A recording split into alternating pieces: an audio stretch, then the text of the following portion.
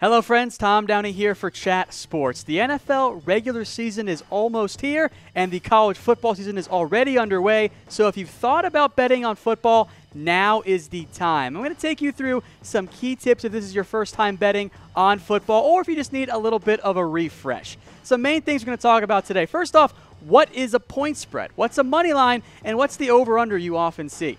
And then beyond that, what are prop bets? What are the halftime lines? Which is a little bit trickier than some other stuff we'll talk about. And then most importantly, where should you bet? So we'll start things off with one of the more simpler items. What's a point spread? Well, for starters, it indicates the game's favorite. Obviously, not every team is equal. There's one team that everyone views, or at least most people view, as the better team. And it actually ends up evening out the money bet per team because winning the bet is not about winning the game. It's all about covering the spread. So let's take a look here at the current point spread for week 1 of the NFL regular season. The Falcons at the Eagles. You'll see the Eagles there are a 3-point favorite. What that means is if you bet on the Eagles, you're not betting on them just to win. You're betting on them to win by 3 or more points. If the final score is 28-24 and you pick the Eagles, guess what? You've won your bet there. The Falcons, meanwhile, you're not just betting on them to pull the upset. You're betting on them to cover the spread. So if it's a 27-26 game, you won your bet there. And oh, by the way, Vegas typically gives the home team a 3 or 3.5 point favorite. So on a neutral site game, the Falcons and Eagles would be rather even opponents. If you already feel good about betting, well, BetDSI is hooking us up with a special offer code just for you. Go to chatsports.com/bet and use promo code CHAT120 for a 120% deposit bonus. You put in $100, you end up with $220 to bet with on football from BetDSI. All right, next up is the money line, and this bets more on the straight-up winner rather than the point spread. It determines really the risk versus the return. Now, there are still favorites and underdogs in this one, but they just only impact the money line, not the point spread. The underdog features a positive money line. The favorite gets a negative money line, and the underdog winners pay more because, well, they're the underdog. So using that same example there of Falcons versus Eagles, the Falcons are plus 130 to win this game. So if you risk $10 and the Falcons do win, you get 13 back on your bet, plus, of course, you get the money back that you risk. That's called the payout. If you bet on the Eagles to win, they're minus 150. So if you put down that same $10 bet, you only win $667. A good way to figure out the money line since it's negative, just get rid of that 0. If you bet 15, that's how you end up winning at 10. So money line, a bit different than point spread, but they're both used for the most part to bet on individual games.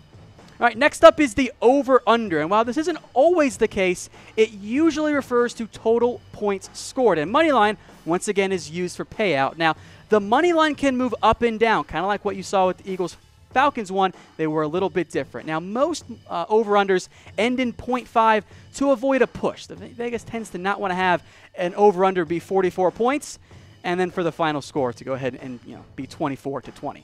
Over-unders are also used for prop bets, which we'll get to here in just a minute. And again, risk to win, like we saw earlier, is the easy explanation. So let's take an example here of an over-under with the outcome. Patriots-Panthers in the preseason.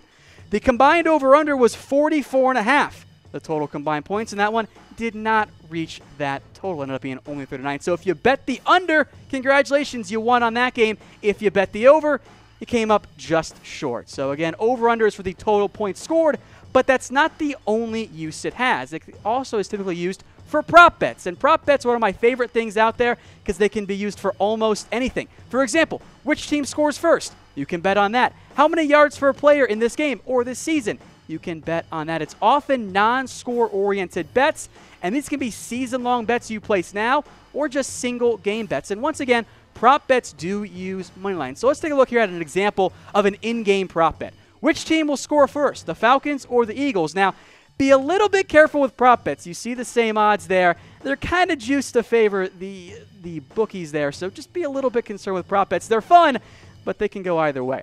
Another example of a prop bet here, again, courtesy of BetDSI, is how about over-under 6.5 starts this year for Sam Darnold? Well, the over for 6.5 was minus 130. The under 6.5 is plus 100. So if Darnold and you bet on Darnold starting more than 6.5 games, if you put down $10, you end up with $769. And again, you can adjust that depending on how much money you want to put down. If you bet the under, it's actually just a flat bet there, plus 100. So you risk $10, you end up winning $10 as well. So prop bets are awesome. They're fun, but they can get you in trouble because you can bet on pretty much anything. Another lesser area of betting is halftime lines, and these are point spreads or over-unders for a particular game. They're posted, of course, during halftime of games, but they're only for the second half of overtime. The final score doesn't actually impact based on what the point spread or over-under. It's only for the amount of points scored or the point differential in that half. There's some money to be had here because you get an entire half of football to watch team play, and then you can bet, and the odds makers have less time to figure out what they want to do. So you can double down on your initial bet if you put one down, or hedge it a little bit. So here's an example of a halftime line. Let's say the Falcons are up 14-10.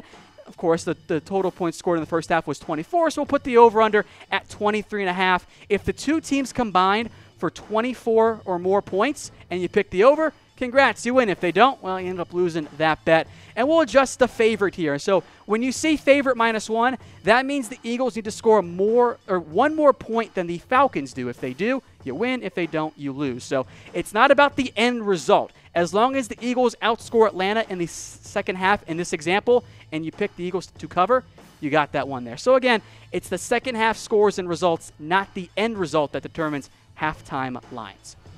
As for where to bet, folks, well, we only recommend one spot. That is BetDSI. Go to chatsports.com/bet. Promo code CHAT120 gets you an exclusive 120% bonus. You put down 100, you'll get a 220 to bet with on BetDSI if you use the promo code CHAT120 and chatsports.com/bet.